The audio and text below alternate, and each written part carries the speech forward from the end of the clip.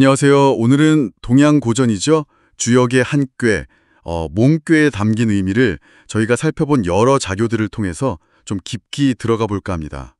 이 몽꾀를 가지고 문학작품 해석부터 자녀 교육, 또 마음 수련까지 정말 다양한 관점들이 있더라고요. 네, 맞습니다.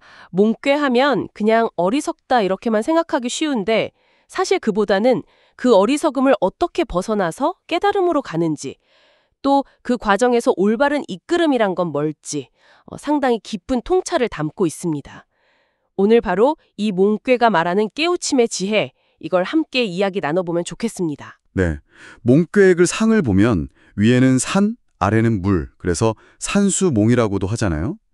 자료들 보니까 아래 물, 이 감꾀, 감과는 험난함, 또 어리석음을 뜻하고 위에 산, 간꾀는 그침, 멈춤과 덕을 상징한다고 하던데요. 네, 그렇죠.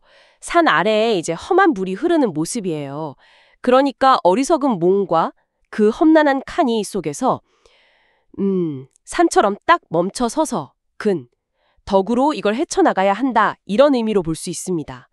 핵심은 결국 교육 그리고 계몽에 있다고 할 수 있죠. 여러 자료에서도 이 점을 중요하게 보더라고요. 아, 계몽이요? 근데 그 몽꾀 괴사를 보면 아주 인상적인 구절이 있었어요. 내가 어린 동몽을 찾아가는 게 아니라 동몽이 나를 찾아온다. 배우려는 사람의 자세가 중요하다는 것 같은데 처음 진심으로 물으면 알려주지만 두세 번 같은 질문으로 막 시험하듯이 하면 재산독 일학 이런 내용도 있고요. 바로 그겁니다. 핵심이죠. 배우려는 사람의 어떤 진정성, 또 주체성, 이게 정말 중요하다는 메시지예요. 어떤 자녀교육 관련 자료에서는 이걸 스스로 하게 하라, 이 원칙이랑 딱 연결시키더라고요. 아이가 좀 주도적으로 탐구하게 이끄는 지혜랄까요? 또 과행육덕이라고 과감하게 행동하면서 덕을 기르는 게 중요하다. 이런 말도 하고요. 아, 스스로 하게 하면서도 덕을 기르게 이끈다. 여기서 그 균형이 중요하겠네요. 그냥 내버려 두는 거랑은 다를 테니까요. 맞습니다. 균형이 정말 핵심이에요.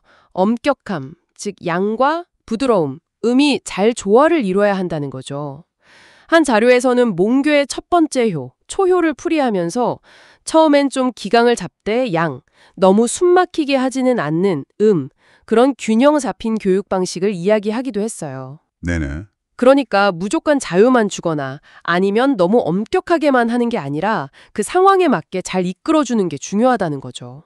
이런 원리가 옛날 이야기나 그냥 교육 이론에만 있는 건 아닌 것 같아요. 어떤 자료 보니까 몸과 마음 수련 관점에서 그 명상할 때 기운 흐름이나 심리 변화 같은 걸 64궤로 다시 배열했는데 이 몽꾀, 산수몽도 되게 중요한 단계로 딱 들어가 있더라고요. 아, 그렇죠. 몸 수련에도 연결될 수 있고요.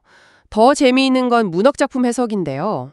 김만중의 구운몽, 이걸 몽괴의 관점으로 분석한 연구가 있었는데 이게 상당히 인상 깊었습니다. 단순히 인생무상 이야기? 그런 게 아니라는 거죠. 구운몽이요? 그 유명한 소설을 몽괴랑요.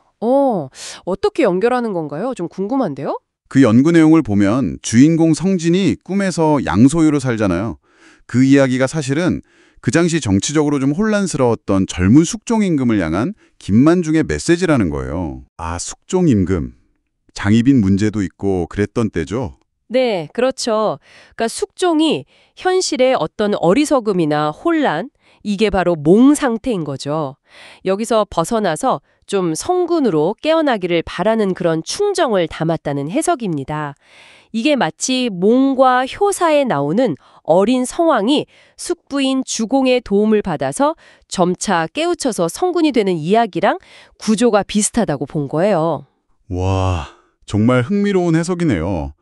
문학 작품이 그런 시대적인 계몽의 메시지를 담는 도구가 될 수도 있다는 거군요.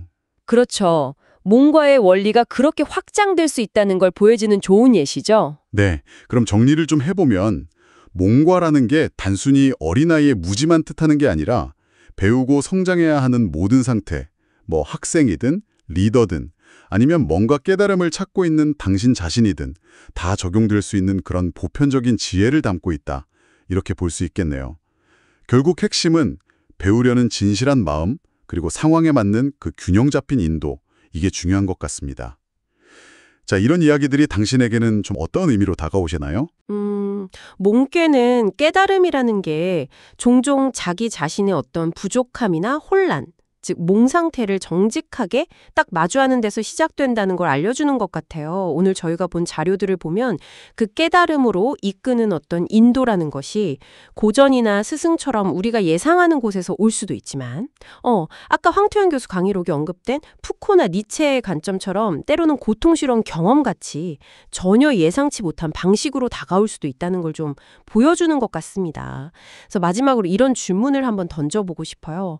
배우는 자가 스승을 찾아야 한다면 동몽추고, 당신은 지금 당신에게 필요한 지식이나 지혜를 얻기 위해 어떤 능동적인 노력을 하고 계신가요?